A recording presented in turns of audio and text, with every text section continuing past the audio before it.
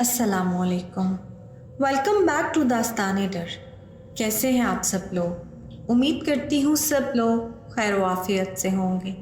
اللہ پاک آپ سب کو اپنی حفظ و امان میں رکھیں، آمین ثم آمین۔ تو چلیے کہانی کی شروعات کرتے ہیں۔ علی کا خاندان کچھ مہینے پہلے ہی شہر کے ایک کونے میں موجود پرانے اور سستے مکان میں شفٹ ہوا تھا۔ یہ مکان 3 منزلہ تھا، لیکن سب سے اوپر والی تیسری منزل کا دروازہ ہمیشہ بند رہتا تھا۔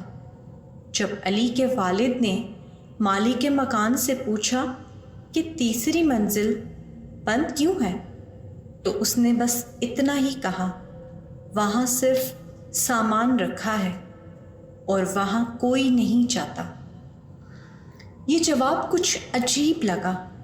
گھر سستا تھا اور ان کے بجٹ میں تھا، اس لیے انہوں نے زیادہ نہیں سوچا۔ پہلے کچھ دن سب کچھ ٹھیک تھا، مگر پھر گھر میں عجیب آوازیں آنی شروع ہو گئیں۔ رات کے 1 بجے کے بعد کسی کے چلنے کی آواز، کبھی کبھی تو کسی کی زور سے چلانے کی آواز سنائی دیتی تھی۔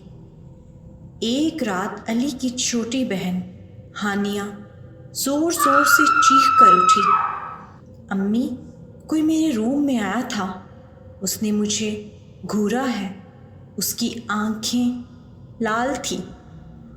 امی نے اسے تسلی دی اور کہا کہ سپنا ہوگا، لیکن علی نے دیکھا کہ ہانیہ سچ میں ڈری ہوئی تھی۔ اس کے ہاتھوں میں تھوڑا سا خون بھی تھا، جیسے کسی نے اس کی انگلیوں کو زور سے پکڑا ہو۔ اگلی رات علی نے فیصلہ کیا کہ وہ جاگتا رہے گا۔ اس نے اپنے موبائل کا کیمرہ ریکارڈ موڈ پر لگا کر کھڑکی کے پاس رکھ دیا۔ صبح جب اس نے ویڈیو دیکھی تو اس کے رونگٹے کھڑے ہو گئے۔ ایک سائے کی شکل کی کوئی چیز ہانیہ کے بیڈ کے پاس آئی، کچھ دیر اسے گھورتی رہی اور پھر ہوا میں غائب ہو گئی۔ علی نے یہ ویڈیو اپنے والد کو دکھائی، وہ حیران بھی ہوئے اور غصے میں بھی آئے۔ انہوں نے کہا، ہم یہ مکان چھوڑ رہے ہیں، لیکن جب وہ پیکنگ کر رہے تھے تو مکان کا مالک اچانک آ گیا۔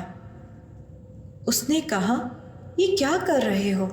یہ مکان چھوڑ کے نہیں جا سکتے۔ انہوں نے کہا، ہم نے یہاں عجیب آوازیں محسوس کی ہیں اور ہم نہیں رہ سکتے۔ مکان کے مالک نے پھر ایک ایسی بات کی جو سب کے پیروں تلے زمین کھینچ کے لے گئی۔ یہ مکان اب آپ کا ہے اور جو اس میں ہے وہ بھی۔ علی کے والد نے کہا، تمہارا کیا مطلب ہے؟ اس مکان کی تیسری منزل پر میری بیٹی نے خودکشی کی تھی، اس کی روح اب بھی وہاں ہے، جسے کسی نئے گھر والے کی ضرورت ہے، اور اب یہ روح تمہاری چھوٹی بیٹی ہانیہ کو پسند کر چکی ہے۔ اس وقت ان کے پیچھے سے ایک چیخ سنائی دی جو ہانیہ کی تھی۔ سب بھاگ کر ہانیہ کے کمرے میں گئے، لیکن کمرہ خالی تھا۔ پھر ان کی نظر اوپر دیکھنے لگی۔ چھت سے ہانیہ لٹک رہی تھی، لیکن زندہ تھی، جیسے کسی نے اسے اٹھایا ہوا ہو، لیکن اوپر کوئی نہیں تھا۔ علی نے زور سے چلانا شروع کر دیا، چھوڑو میری بہن کو، اور پھر سب کچھ اندھیرا ہو گیا۔ آنکھ کھلی تو علی تیسری منزل کے ایک کمرے میں تھا۔ ہانیہ سامنے بیٹھی تھی، لیکن اس کی آنکھوں کا رنگ بدل چکا تھا، اس کی آواز بھی الگ تھی، یہاں سے کوئی نہیں جا سکتا، اب یہ مکان تمہارا نہیں، تم مکان کے ہو گئے ہو۔ علی چیختا رہا، چلاتا رہا، لیکن اب کوئی اس کی آواز سننے والا نہیں تھا، اور آج بھی وہ مکان ویسا ہی ہے۔ جو بھی اسے کرائے پہ لیتا ہے، پہلی رات सब कुछ ठीक रहता है, लेकिन तीसरी मंजिल का दरवाज़ा हमेशा खुला रहता है।